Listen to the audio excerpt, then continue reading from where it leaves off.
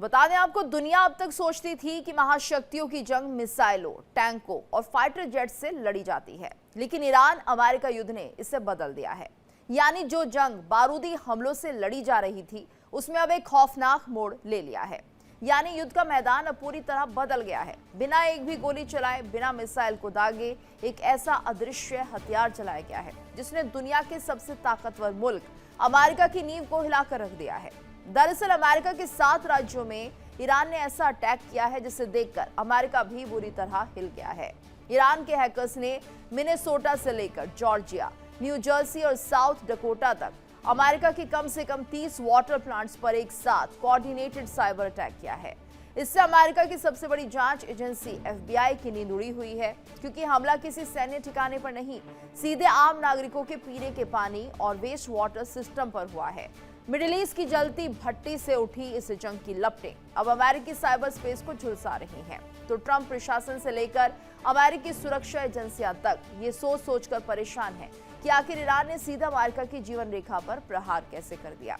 Super power को यकीन ही नहीं हो रहा है।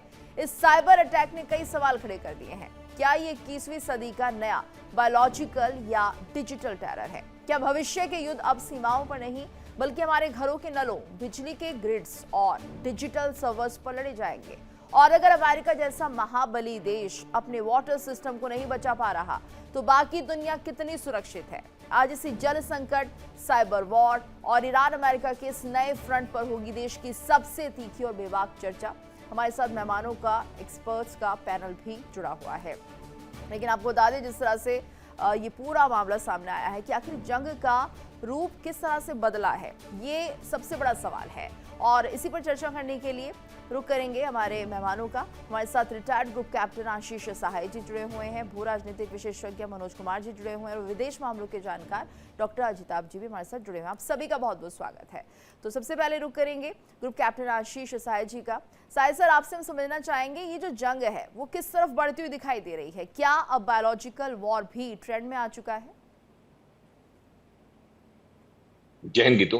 बायोलॉजिकल वॉरफेयर आज से नहीं, काफी वक्त से, दो दशक तो कम से कम आप मान लें, अच्छा खासा प्रिपरेशन उसमें नॉर्थ कोरिया में, बहुत एडवांस्ड स्टेजेस में चाइना में, और चाइना ईरान का अच्छा खासा अलायंस है एक। तो इस तरह की वॉरफेयर CBRN बोलते थे पहले कन्वेंशनली उसको, chemical, biological, radiological and nuclear, CBRN पे बहुत डेवलपमेंट्स हो रहे थे। हालांकि इन डेवलपमेंट्स को कई यूरोपियन कंट्रीज ने, कई इंटरनेशनल बॉडीज ने, including the United Nations, unethical माना था कि इस तरह के बायोलॉजिकल वेपन्स को डेवलप करना जिसके यूज से आप एक पूरी लाइफ लाइन खत्म कर दें किसी एक इलाके की, और जितने भी फिजिकल नॉन लिविंग एसेट्स हैं उनको बचा कर ले जाएं ताकि आप उन पे कैप्चर कर पाएं। क्योंकि इस तरह के बायोलॉजिकल वेपन्स जो होते हैं वो, उनका एक टाइम होता है जब तक वो पोटेंट होते हैं, उसके बाद वो एटमॉस्फेरिक रीजंस की वजह से न्यूट्रलाइज हो जाते हैं। 2 घंटे 4 घंटे जब हम लोगों की उसमें ट्रेनिंग होती है, तो उस दरमियान जो ऑक्सीजन के पैक्स आप यूज करते हैं या एक सेव करने की एक गॉन्टलेट होता है, उसको भी एक टाइम के तहत रहते हैं, और 2 घंटे बाद, depending upon what potency of biological weapon. तो इसमें कोई ये शक नहीं है कि कुछ कंट्रीज के पास ये कैपेबिलिटी है जी। लाख ट्राई करने के बावजूद। आपके दर्शकों को पता होगा, वुहान में इस तरह का बहुत मेजर रिसर्च हो रहा था, जिसके बाद हमें कोरोना। जी गीतू, फिर हम वापस आएंगे इस टॉपिक पे। जी बिल्कुल। और डॉक्टर अजिताभ जी भी हमारे साथ जुड़े हैं। सबसे पहले एक रिएक्शन और उसके बाद और विस्तार से चर्चा। अजिताभ सर, आप क्या मानते हैं, साइबर वॉर और जिस तरह से बायोलॉजिकल वॉर का जिक्र किया जा रहा है, तो अब ये और ज्यादा बढ़ती हुई दिखाई दे रही है? क्योंकि जिस तरह से अस्थिरता बनी हुई है, उसे देखते हुए ऐसा लगता है कि अब दूसरे तरीके से भी जंग को आगे बढ़ाने की कोशिश है। बिल्कुल गीतू जी, देखिए, ये कन्वेंशनल के साथ साथ साइबर या बायोलॉजिकल तो हमेशा से चलता रहा है, और नथिंग इज इनविंसिबल। आज के डेट में अमेरिका भी, चाहे वो कन्वेंशनल वार हो, उसमें भी ईरान ने किस तरह से उसको जवाब दिया है, और करारा जवाब दिया है, वो भी दिख रहा है। दूसरी पर साइबर अटैक तो कोई बाउंड्री जानता नहीं है, कोई इसका बॉर्डर नहीं होता, और ये घर बैठे कुछ भी अटैक कर सकते हैं, और ये गाहे बेगाहे इस तरह की चीजें बराबर होती रही हैं। जैसे आप देख लीजिए फिनेंशियल क्राइम का, वो भी होता है अमेरिका के अंदर भी ऐसे, और अमेरिका पर भी ऐसे कई फिनेंशियल अटैक, साइबर अटैक हुए हैं, और उसका ये विस्तृत रूप में मानता हूं ये संभव है और हो भी रहा है। दूसरी तरफ अमेरिका ने भी इसको बहुत ज्यादा यूज किया है। बायोलॉजिकल वॉर की बात करें तो इराक में जिस तरह से सद्दाम हुसैन को मारा गया था, वहां भी अमेरिका ने यही एक बहाना बनाया था कि वो केमिकल वेपन्स बना रहा है, बायोलॉजिकल कुछ कर रहा है। तो इस तरह के आरोप प्रत्यारोप चलते रहते हैं और उसका बहाना लेके दोनों पक्ष एक दूसरे पे अटैक करते हैं, वो चाहे साइबर हो, चाहे बायोलॉजिकल हो, चाहे वो केमिकल वॉर हो। जी बिल्कुल। और मनोज जी, आप क्या मानते हैं, क्या जिस तरह से आने वाले दिनों में हम देख रहे हैं जंग का सॉल्यूशन नहीं निकल पाता, पीस टॉक नहीं हो पाती, तो ये माना जाए कि इस तरह से धीरे धीरे इस जंग को बरकरार रखा जाएगा? यानी सामने आप नहीं दिखा रहे हैं, लेकिन या तो बायोलॉजिकली या फिर साइबर तरीके से आप इस जंग को आगे बढ़ाते हुए जाएंगे। मनोज जी, मेरी आवाज आ रही है आपको? मनोज जी, सुन पा रहे हैं आप हमें? लगता है हमारा संपर्क नहीं हो पा रहा है। एक बार फिर से उनसे कनेक्ट करने की कोशिश करेंगे। चलिए विस्तार से अब इसको लेकर हम चर्चा करेंगे। इस बीच एक बड़ी खबर आ रही है। पहले अमेरिका के 7 राज्यों पर बड़ा खतरा मंडराया है। अमेरिकी वाटर सिस्टम पर साइबर अटैक हुआ है। 7 राज्यों में वाटर प्लांट पर साइबर अटैक, तो निशाने पर अमेरिकी वाटर सिस्टम। और ये बड़ी खबर है, बड़ा खतरा है अमेरिका के लिए, जहां पर 7 राज्यों पर ये बड़ा संकट है। तो अमेरिकी वाटर सिस्टम पर साइबर अटैक किया गया है। 7 राज्यों में ऐसा हुआ है। बताया जा रहा है वाटर प्लांट पर साइबर अटैक हुआ है, तो निशाने पर अमेरिकी वाटर सिस्टम बना हुआ है। साहिल सर, ये किस तरीके का अटैक होता है और क्या कुछ इसके अंतर्गत होता है? किस तरह से लोगों को सावधानी बरतनी चाहिए? क्या कुछ कहेंगे इसको लेकर? ये बहुत ही क्रिटिकल है और बहुत इम्पोर्टेंट है कि हर दर्शक को जितनी ज्यादा वाइड रीच आप ही हो सके इसको बताया जाए। इसके कई एलिमेंट्स होते हैं। एक होता है ये जो अभी अमेरिका की हम बात कर रहे हैं, अगर उस तक अपने डिस्कशन को कंटेन करेंगे तो ये उनकी जो सप्लाई लाइंस का मैनेजमेंट है जो एआई बेस्ड होता है, क्योंकि अमेरिका में लेबर कॉस्ट बहुत ज्यादा है, तो ज्यादातर वाटर सप्लाई एजेंसीज जो है कंप्यूटराइज सप्लाई लाइंस मैनेजमेंट करती हैं कि एक खास वक्त पे सिस्टम्स ऑन हो जाएंगे, उनका फिल्टरेशन शुरू हो जाएगा, सप्लाई शुरू हो जाएगी, और जब उनको चेंज ओवर करना है या कुछ प्रोसेसिंग करनी है तो ऑटोमेटिकली उन सिस्टम्स को शट डाउन कर दिया जाता है। तो ये उनकी जो, अगर हम लेमैन लैंग्वेज में सप्लाई चेन, जो पानी का सप्लाई चेन है उसकी मैनेजमेंट में जो ऑटोमेशन है उस पे कुछ गड़बड़ियां पाई गई थी उनके सिस्टम्स में, और जिसको टाइम रहते उन्होंने करेक्ट कर लिया। और ऑफिशियल स्टैंस अमेरिका का अभी भी ये है कि it is not yet decided कि ये एक टारगेटेड साइबर अटैक था या कोई टेक्निकल ग्लिच था जिसकी वजह से। जी, और अगर ये अटैक होता है सर, तो फिर उसके परिणाम क्या है? किस तरह से ये प्रभाव डालेगा?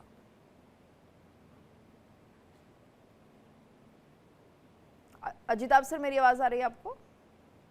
जी जी, देखिए हाँ। ये प्रभाव तो इसका बहुत ही लार्जर होता है, क्योंकि आज के डेट में we live in a connected world. Geetu ji, यहाँ पे कोई भी चीज किसी से आज के डेट में एक दूसरे से कनेक्टेड है, अछूता नहीं है।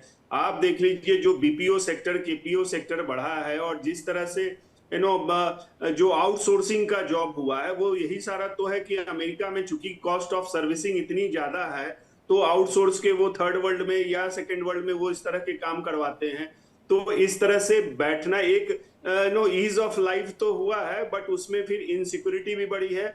और इससे इनकार नहीं किया जा सकता कि अमेरिका के जो वाटर प्लांट पे जिस तरह का आपने बताया कि 7 राज्यों में हुआ है, तो ये संभावना है, इससे इनकार नहीं किया जा सकता। और ये ईरान में बैठे हुए या किसी अन्य देश में, नॉर्थ कोरिया में बैठ के भी किया जा सकता है, और पहले भी इस तरह की वारदातें हुई हैं। लेकिन इसका फुल प्रूफ अगर आप कह लीजिए एक सिक्योर करना, वो भी इतना आसान नहीं होता, क्योंकि एक तो हैकर्स आजकल इतने मॉडर्नाइज हो गए हैं, इतने अपडेटेड हो गए हैं, और एआई के जमाने में ये और ज्यादा खतरा बढ़ा है। एक तरफ सुविधाएं बढ़ी हैं, तो इस तरह के प्राइवेसी पे अटैक या जो जो कॉमन पीपल हैं उनके सुविधाओं पे अटैक आम बात होती जा रही है। और दुर्भाग्य से इस पे ज्यादा सिक्योर करना, उसको सेफ एंड सिक्योर करना, इस पे देशों का ध्यान ना है, बल्कि वो कन्वेंशनल और इस तरह के वॉर में ज्यादा जाते हैं, बनिस्बत की लोगों की सुविधाओं का ख्याल रखना, उनके लाइफ को ईज देना। बिल्कुल। और ऐसे में मनोज सर, मेरा सवाल आपसे होगा कि आखिर जिस तरह से हम देख रहे हैं ये लगातार संकट बढ़ता हुआ दिखाई दे रहा है, तो अमेरिका की जल व्यवस्था पर ये साइबर अटैक जो किया गया है वो आने वाले दिनों में क्या फिर से कोशिश की जाएगी? क्योंकि अभी तो इसको रिजॉल्व कर लिया गया है, जैसे कि साहिल सर भी बता रहे थे, लेकिन क्या ये यूं ही ऐसी जारी रहेगा? क्या प्लान यही हो चुका है, रणनीति यही बन चुकी, किसी भी तरह से अमेरिका को यहीं से नुकसान पहुंचाया जाए? साइबर अटैक बहुत ही अभी के समय के लिए नॉर्मल माना जाता है और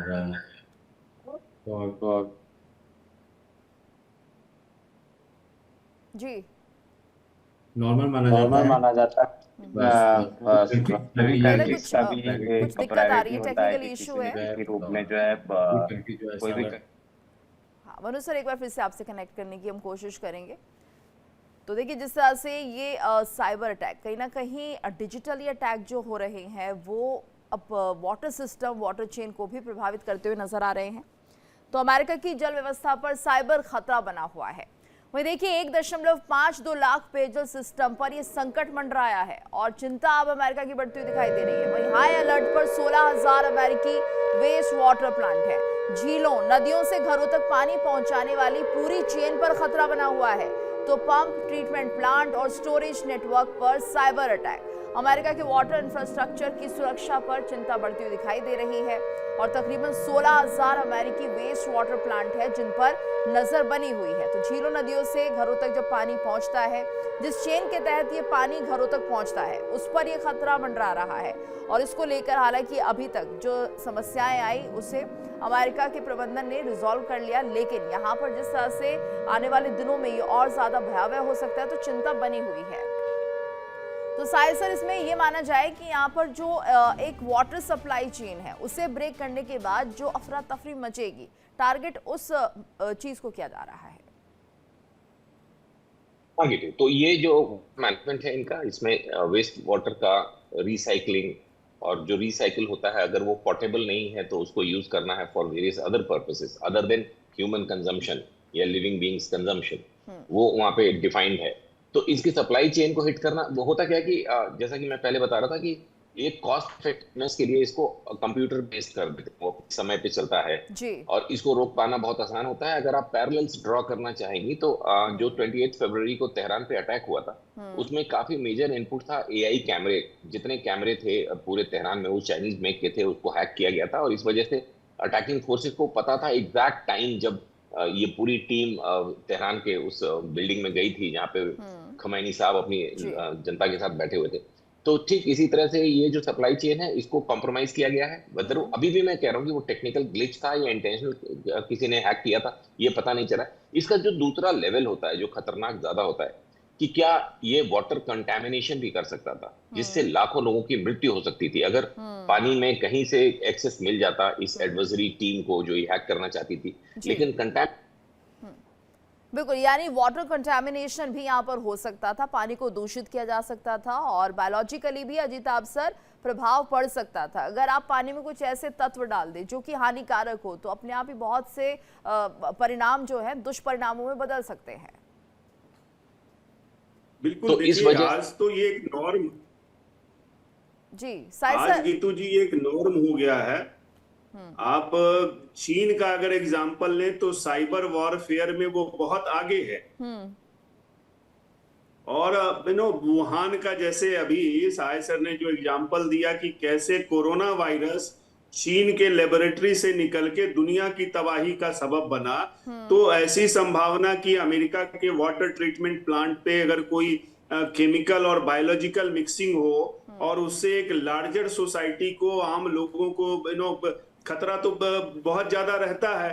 और एक एग्जांपल और देख लीजिए कि इजराइल ने कैसे जो एआई टेक्नोलॉजी है या जो टेक्नोलॉजिकल एडवांसमेंट हो रहे हैं उसका यूज करके साइबर अटैक और डिजिटल टेक्नोलॉजी के सहारे एक लार्जर अटैक भी किया था। उसका एग्जांपल था कि पेजर से एक साथ कई पेजर्स, वहां जो पेजर सिस्टम होता है उसको उसने हैक कर लिया और उससे बहुत बड़ा ईरान के अंदर और मिडिल ईस्ट में इस तरह के कई वारदात किए, जो पेजर बम का इस्तेमाल एक तरह से किया उसने एक साथ विस्फोट करके। तो अब तो खतरा उस लेवल तक बढ़ गया है कि अगर आप इंटरनेशनल मार्केट से कोई सामान खरीदते हैं, कोई इक्विपमेंट खरीदते हैं और उसमें भी इस तरह की टेक्नोलॉजी फिट की जा सकती है, डिजिटल टेक्नोलॉजी, और उसको हैक करके कनेक्ट करके पूरी दुनिया में एक चेन रिएक्शन जो कहते हैं वो हो सकता है, और वो सप्लाई चेन जो कह लीजिए उस पे भी अटैक हो सकता है। सिविक जो एमिनिटीज हैं, जो आम लोगों के नागरिक सुविधाएं हैं, उस पे भी अटैक हो सकता है। और ये अमेरिका में जो भी वाटर ट्रीटमेंट प्लांट पे जिस तरह से आपने बताया, वो भी इसी साइबर वॉरफेयर का हिस्सा है। दिक्कत यहाँ पे गीतू जी तब है जब इसमें केमिकल और बायोलॉजिकल जो एलिमेंट्स हैं उसका यूज किया जाए, तो निश्चित रूप से ये खतरा और बढ़ाता है।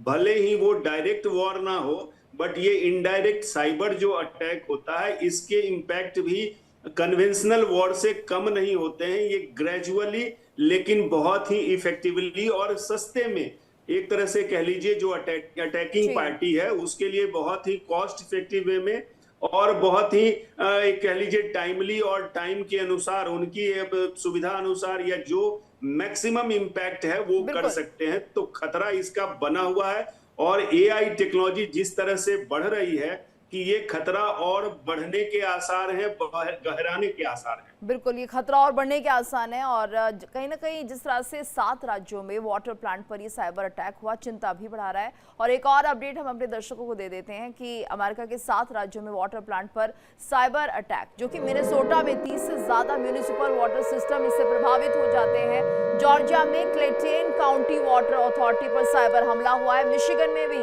वाटर प्लांट पर साइबर अटैक हुआ है। तो न्यू जर्सी में हैकर्स ने वाटर रिमोट मॉनिटरिंग को बाधित किया। साउथ डकोटा में वाटर और वेस्ट वाटर इंफ्रास्ट्रक्चर प्रभावित हुआ है। यानी बहुत हद तक ये जो सिस्टम है, ये वाटर मैनेजमेंट सिस्टम प्रभावित हुआ है। शायद सर ये माना जाए, रिजॉल्व कर लेना टाइम पर एक अलग बात है, लेकिन हाँ कहीं ना कहीं एक तरह से जो सेंध वाली बात हम कह सकते हैं, वो जरूर अमेरिका के सिस्टम में लगाई गई है। ये तो ये एक वार्निंग है, बहुत मेजर वार्निंग है उन देशों के लिए जो ओवर डिपेंडेंस ऑन एआई या इंटेलिजेंस सिस्टम, या जो आपका ऑटोमेटेड आर्टिफिशियल इंटेलिजेंस है, या जो स्मार्ट सिस्टम्स हैं, जो कि मेरे एनालिसिस के हिसाब से मैं वर्ड यूज करता हूँ, the smart is the dumbest. सबसे आसानी से कॉम्प्रोमाइज होते हैं, सबसे आसानी से डिसरप्ट होते हैं। इसलिए एक मैनुअल बैकअप इस तरह के लाइफ क्रिटिकल सप्लाई लाइंस पे हमेशा होता है, और इसी वजह से अमेरिका भी सरवाइव कर गया कि जैसे ऑटोमेटिक सिस्टम्स, आपको ये पता होना चाहिए, जैसे पेंटागन है गीतू, पेंटागन यूजेस दुनिया में सबसे कम है। ज्यादातर चीजें वो पुराने टाइपराइटर्स पे करते हैं, नॉट ऑन लैपटॉप्स जो नेटवर्क कनेक्टेड हैं। तो फ्यूचर में जो ये इलेक्ट्रोमैग्नेटिक स्पेक्ट्रम है, या जो एआई है, ये वॉरफेयर को बहुत इन्फ्लुएंस करने वाला है, और इसलिए बहुत जरूरी है हर मेजर कंट्री को इसका मैनुअल बैकअप तैयार रखें। यूरोपियन यूनियन ने ऑलरेडी इस पे बहुत मेजर काम शुरू किया है to reduce the use of AI in this kind of critical systems. जी गीतू, बिल्कुल। और ऐसे में हम देख रहे हैं भारत की पर्सपेक्टिव में अगर हम बात करते हैं अजिताभ सर, तो अभी हाल फिलहाल हमने देखा किस तरह से जो चाइना है वो लगातार जो चाइनीज फोन है एक तरह से भारतीयों का डाटा हैक करता हुआ नजर आ रहा है। तो यहाँ तक तो बात थी ही, लेकिन अगर बायोलॉजिकल वॉर हो गई और दूसरा साइबर अटैक, जिस तरह से अब ये संभावनाएं दिख रही हैं, तो ऐसे में वाकई एक बैकअप जरूर तैयार होना चाहिए जो कि मैनुअली सेटअप हो।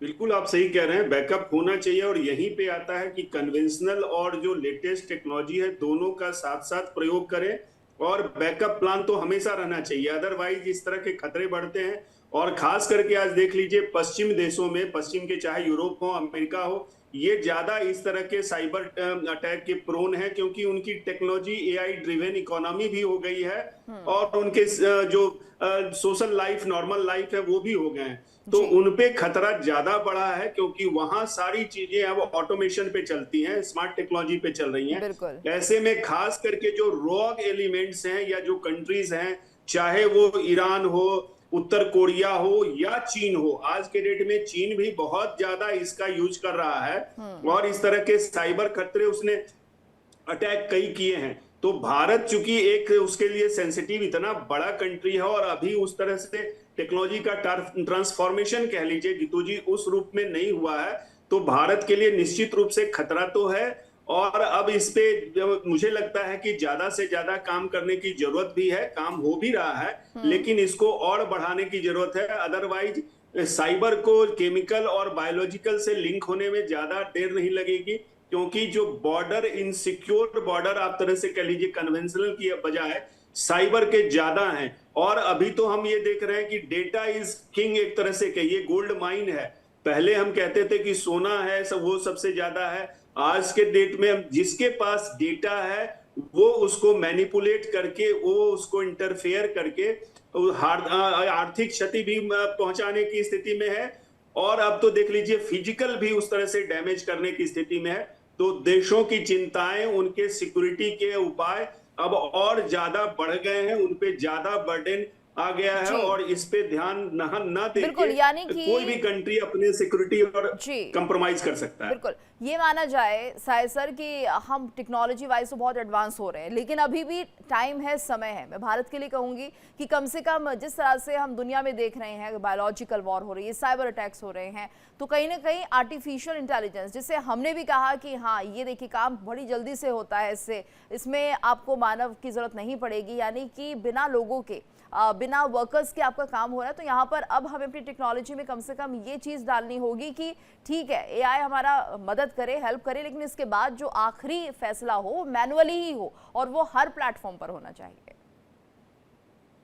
बड़ा फोकस्ड है, जो इस मामले के एक्सपर्ट्स हैं वो समझ पाएंगे, लेकिन सारे को भी पता होना चाहिए अपने सर्वर्स, अपने सैटेलाइट्स, ये जो हम बाहर के इक्विपमेंट यूज करते हैं वो कॉम्प्रोमाइज करने में ज्यादा रोल प्ले करते हैं कि सारे सर्वर, सारा डेटा कहीं और चाइना में प्रोसेस हो रहा है या अमेरिका में प्रोसेस हो रहा है और इंडिया में इक्विपमेंट यूज हो रहे हैं। एक सेफ गार्ड ये होता है कि केमिकल एंड बायोलॉजिकल जो है वो फिजिकल फॉर्म में एग्जिस्ट करते हैं, जबकि साइबर एक वर्चुअल वर्ल्ड है जी। तो इसलिए साइबर का रीच ग्लोबल है। ग्लोबल क्या मतलब, आप पूरे ब्रह्मांड में सैटेलाइट से लेके, तो उसमें खतरा ज्यादा है। केमिकल और बायोलॉजिकल में फिजिकल फॉर्म जरूरी होता है। तो ये अभी भी अच्छे अच्छे इसके सेफ गार्ड्स हैं, जिसको हम गार्ड रेल्स बोलते हैं, कि हर रोज हम पानी को चेक करते हैं, quality of water, quality of air, localise area में चेक होता है कि उनकी पोर्टेबिलिटी कितनी है, उसमें कुछ मिल तो नहीं गया है, और उसके बाद वहां से रिलीज किया जाता है। इसमें फिजिकल फॉर्म चाहिए होता है। लेकिन वर्चुअल वर्ल्ड में यस, आपके सैटेलाइट्स, आपके सर्वर्स और आपका मैनेजमेंट होना चाहिए। अभी हम प्रेजेंटली बहुत हेवीली डिपेंडेंट हैं चाइना पे,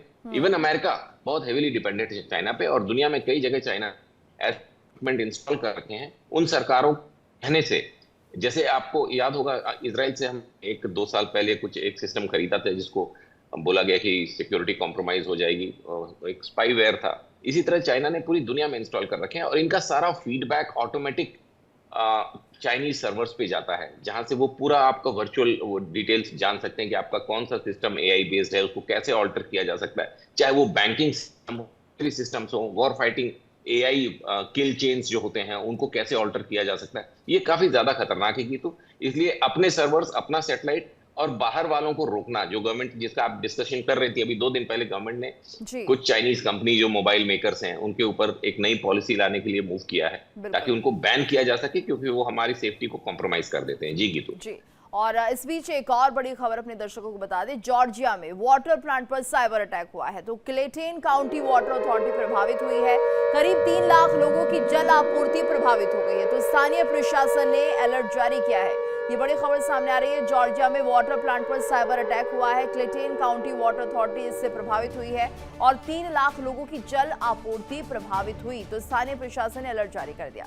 यहाँ पर देखिए, जिस तरह से अजिताभ सर पहले भी बात हो रही थी कि ये भी एक तरीका है, ये भी जंग का एक तरीका है जो कि दुश्मन देश आपके साथ कर सकता है। तो 3 लाख लोग अगर यहाँ पर प्रभावित हो जाते हैं, जल आपूर्ति बाधित हो जाती है, तो मुझे लगता है कि लोगों को प्रभावित करने का इससे बड़ा और बेहतर तरीका दुश्मन देश के पास नहीं होगा कि आप बायोलॉजिकली या फिर साइबर तरीके से ही ऐसी जंग लड़े।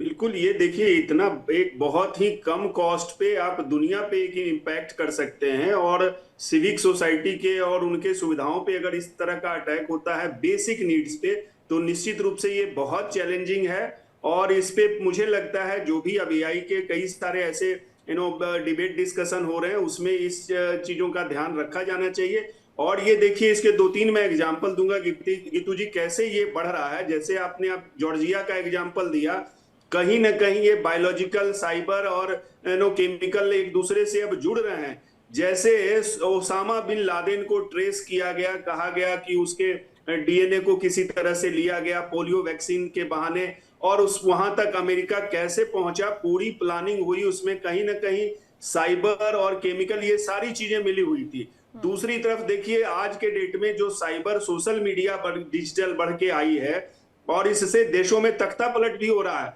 हमने देखा कि कैसे अभी कॉकरोच मूवमेंट जो भारत में हुआ या नेपाल में या जनजी मूवमेंट बांग्लादेश और श्रीलंका जैसे देशों में हुआ, वहां कैसे साइबर टेक्नोलॉजी डिजिटल टेक्नोलॉजी का यूज करके सरकारें गिराने की भी कोशिशें कई हुई हैं, कई कामयाब भी हुई हैं, डिस्टेबलाइज हुई हैं। तो इसका खतरा बहुत बड़ा है। ये सिर्फ सिविक जो सुविधाएं हैं उस पे ही नहीं, ये सरकार अर्थव्यवस्था और समाज के कह लीजिए सुरक्षा पे भी एक बहुत प्रश्न चिन्ह बड़ा लगाता है। ये बहुत बड़ा पॉइंट और बहुत अच्छा पॉइंट आपने बताया है अजिताभ सर। और ऐसे में एक बड़ी खबर आ रही है, पहले हम उसको अपने दर्शकों को बताते हैं। तो देखिए, एफबीआई और सीआईएसए ने जारी की है चेतावनी। सभी वाटर यूटिलिटीज को निर्देश दिए हैं, पीएलसी के पासवर्ड तुरंत बदलने के निर्देश दिए हैं। तो इंटरनेट से जुड़े कंट्रोल सिस्टम ऑफलाइन किए गए, जरूरत पड़ने पर मैनुअल मोड में ऑपरेशन चलाए, ये कहा गया।